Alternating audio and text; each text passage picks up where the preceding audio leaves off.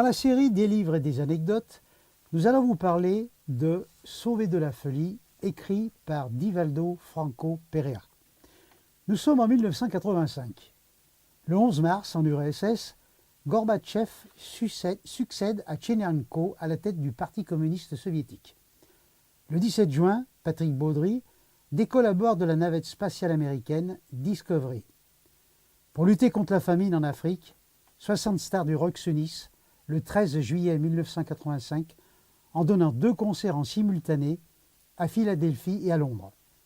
Le 19 septembre, un terrible tremblement de terre au Mexique libère une énergie 1000 fois plus puissante qu'une bombe atomique, faisant 10 000 morts, 30 000 blessés et 50 000 sans-abri. À Paris, le 21 décembre, Coluche inaugure le premier Resto du Cœur. Le spiritisme en France. Roger Pérez crée l'Union Spirit française et francophone, l'USFF, le 1er octobre. Après 12 années d'interruption, la revue Spirit paraît de nouveau. L'auteur. Né le 5 mai 1927 dans une famille catholique nombreuse, Divaldo Pereira Franco est un médium spirit brésilien qui reçoit de l'au-delà de nombreux ouvrages dictés par les esprits. Son inspiration lui permet aussi de donner des conférences remarquables dont chacun peut profiter, puisque Divaldo, malgré son grand âge, il a actuellement 91 ans, continue de propager la doctrine spirit dans plus de 70 pays, dont bien entendu la France. Ainsi, il a été programmé en octobre 2018 au Symposium Spirit de Menton, puis dans un centre spirit de Paris. Il était venu donner une conférence dans notre centre de Lyon-Bron en 2005 ainsi qu'en 2007. D'une gentillesse naturelle hors norme, il s'applique à mettre en application ce que les esprits enseignent. Humilité, simplicité, charité. En retour, on sent bien qu'il baigne dans une profonde paix et dans une joie intense qu'il sait communiquer à ceux qui l'approchent. À travers son centre spirit, Camino de Rendez-Cao, ou Chemin de la Rédemption en français, il crée de nombreux mouvements d'entraide et de partage, dont le plus connu est la Maison du Chemin qui prend en charge les enfants pauvres ou abandonnés de la région.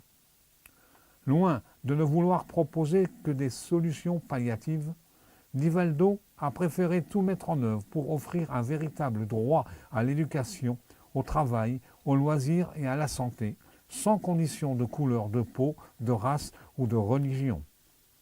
3500 enfants y sont actuellement accueillis, rendant ainsi exacte la vision médiumnique qu'il avait eue en 1948. Pour comprendre un peu mieux la variété et l'ampleur de l'action de Divaldo, on peut se référer aussi, par exemple, au mouvement Toi et la paix, fondé en 1998, qui enseigne que pour arrêter la violence dans le monde, il faut commencer par arrêter la violence qui est en nous. L'auteur spirituel. Comme pour Chico, divers esprits avec des styles très différents utilisent les capacités du médium pour dicter leurs œuvres instructives. Dans Sauvé de la folie, c'est l'esprit de Manuel Filomeno de Miranda qui est venu se communiquer. Il s'agit d'un spirit brésilien, né en 1878 et désincarné en 1942, connu pour sa grande probité et la charité simple et discrète dont il faisait très souvent preuve sans rien attendre en retour. Il entre en contact avec Divaldo en janvier 1970 et lui explique qu'après avoir étudié la médiumnité et la désobsession sur Terre, il a désiré, une fois revenu dans le monde spirituel, poursuivre plus profondément son étude en s'intéressant aux aliénations liées à l'obsession ainsi qu'aux techniques de désobsession correspondantes.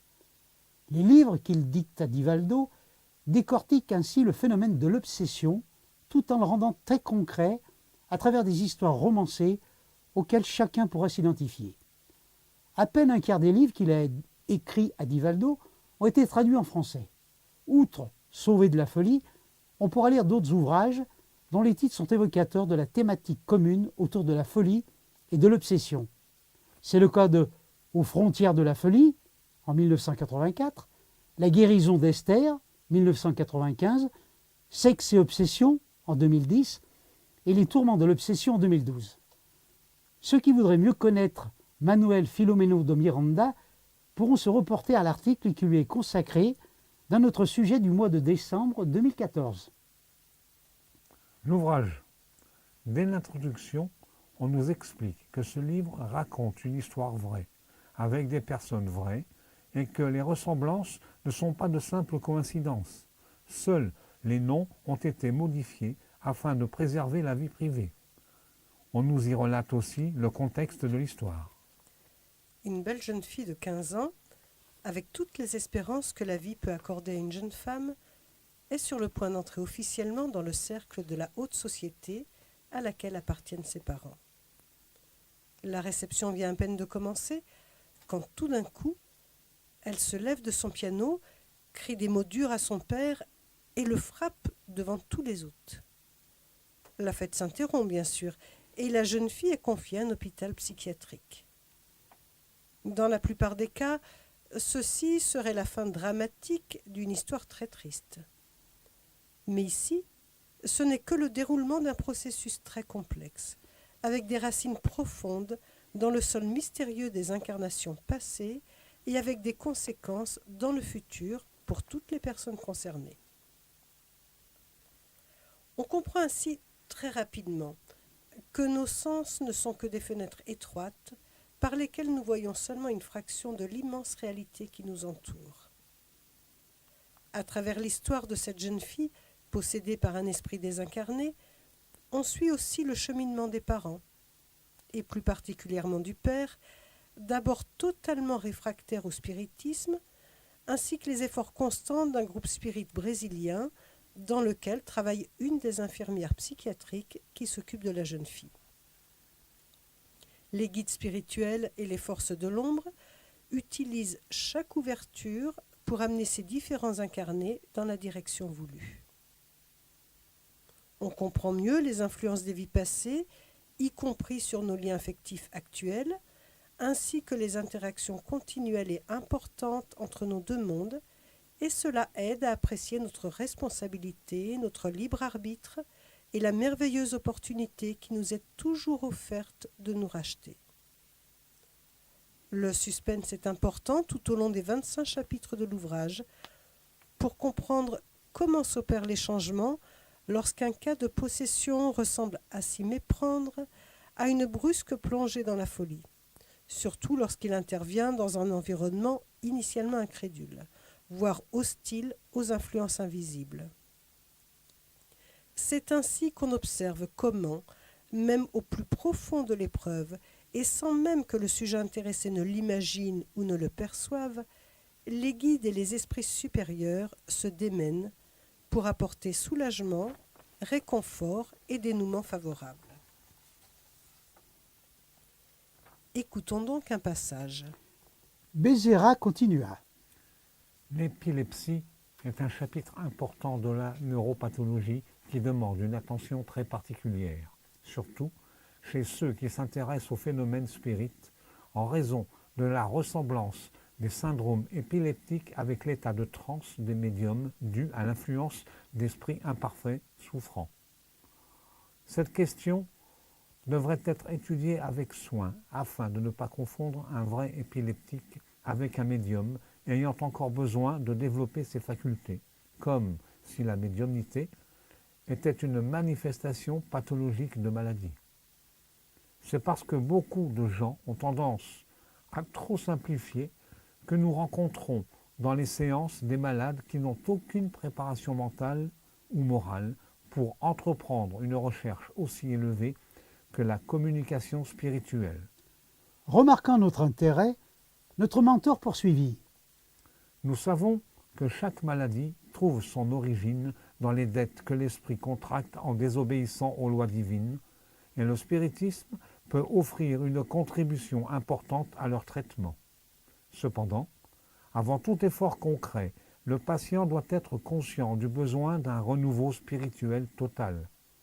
Le traitement agit alors de l'intérieur vers l'extérieur et la personne doit se plier à une éducation spirituelle qui l'éclaire et l'amène à devenir consciente de sa responsabilité individuelle.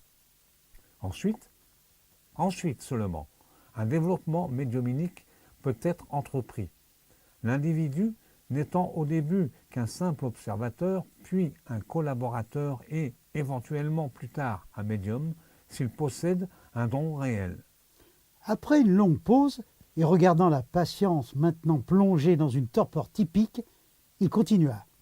Selon la loi d'affinité, l'esprit endetté, prêt à se réincarner, est attiré par un groupe familial où il va trouver les composants génétiques correspondant à ses besoins karmiques. D'habitude, les parents éventuels appartiennent au même groupe spirituel. Ceci détermine un certain contexte héréditaire, l'entité devant rencontrer de sérieuses maladies, conséquence par exemple d'un père alcoolique ou de l'usage de drogue. De telles maladies se manifesteront de manière très diverse. Faiblesse organique, excitation psychique ou infection très grave amenant à de déplorables séquelles. Nous étions très attentifs, tandis que notre mentor poursuivait ses explications. Des autorités médicales reconnues commentent les causes de ces troubles, les considérant comme le résultat d'une intoxication endogène ou d'une dysfonction des glandes endocrines responsables de cette forme d'épilepsie, appelée épilepsie simple ou petit mal. D'autres facteurs sont tout aussi importants.